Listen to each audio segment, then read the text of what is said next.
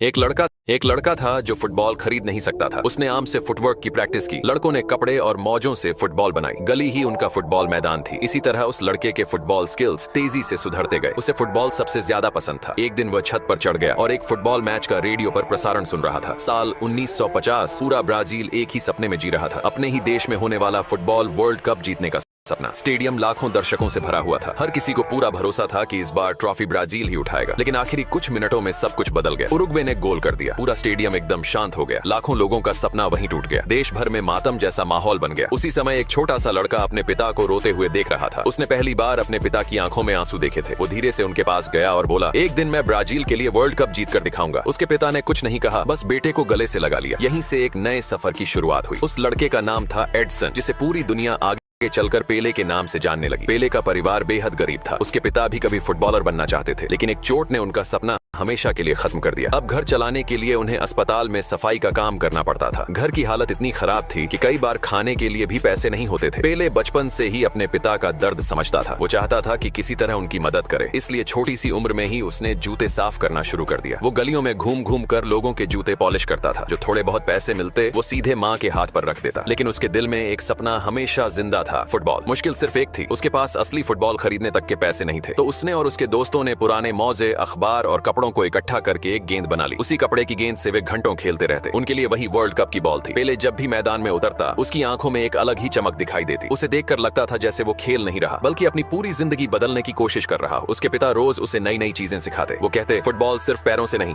दिमाग से भी खेली जाती है। पेले अपने पिता की हर बात ध्यान से सुनता। धीरे धीरे उसकी स्पीड, कंट्रोल और ड्रिबलिंग बाकी बच्चों से अलग दिखने लगी। लेकिन जिंदगी इतनी आसान नहीं थी। एक दिन मोहल्ले के कुछ लड़कों ने उसे गलत रास्ते पर ले जाने की कोशिश की। वे चोरी करते थे और चाहते थे कि पेले भी उनके साथ जुड़ जाए। कुछ देर के लिए पेले का मन भी डगमगाया, लेकिन तभी उसके पिता की बातें उसे याद आ गईं। उसने उसी वक्त फैसला कर लिया, चाहे कितनी भी गरीबी क्यों ना हो, वो कभी गलत रास्ता नहीं चुनेगा। यही फैसला उसकी जिंदगी का सबसे बड़ा मोड़ बन गया। कुछ साल बाद पेले का परिवार दूसरे शहर में रहने आ गया। नई जगह, नए लोग और नए मौके। यहीं उसकी मुलाकात कुछ ऐसे लड़कों से हुई जो हर शाम फुटबॉल खेलते थे। पेले भी उनके साथ खेलने लगा। पहले तो किसी ने उस पर ध्यान नहीं दिया, लेकिन जैसे ही गेंद उसके पैरों में आई, मैदान पर मौजूद हर इंसान उसे देखने लगा। उसकी स्पीड, उसका बॉल कंट्रोल और विरोधी खिलाड़ियों को चकमा देने का तरीका, सब कुछ अलग था। लोग हैरान थे कि इतना छोटा लड़का इतना शानदार खेल कैसे सकता है। धीरे धीरे पूरे इलाके में उसकी चर्चा होने लगी। अब लोग उसे उसके असली नाम से कम और एक नए नाम से ज्यादा बुलाने लगे, पेले। शुरुआत में उसे ये नाम बिल्कुल पसंद नहीं था। जो भी उसे पेले कहता, वो उससे लड़ पड़ता। लेकिन उसे क्या पता था, यही नाम एक दिन पूरी दुनिया में इतिहास बन जाएगा। उसे अभी तक अंदाजा भी नहीं था कि उसकी जिंदगी का सबसे बड़ा मौका उसके दरवाजे पर दस्तक देने वाला है। अब पेले पहले से ज्यादा मेहनत करने लगा था। सुबह काम और शाम होते ही फुटबॉल। उसकी पूरी दुनिया बस इसी खेल के आसपास घूमती थी। मोहल्ले के लोग भी अब उसका खेल देखने के लिए रुकने लगे थे। इतनी कम उम्र में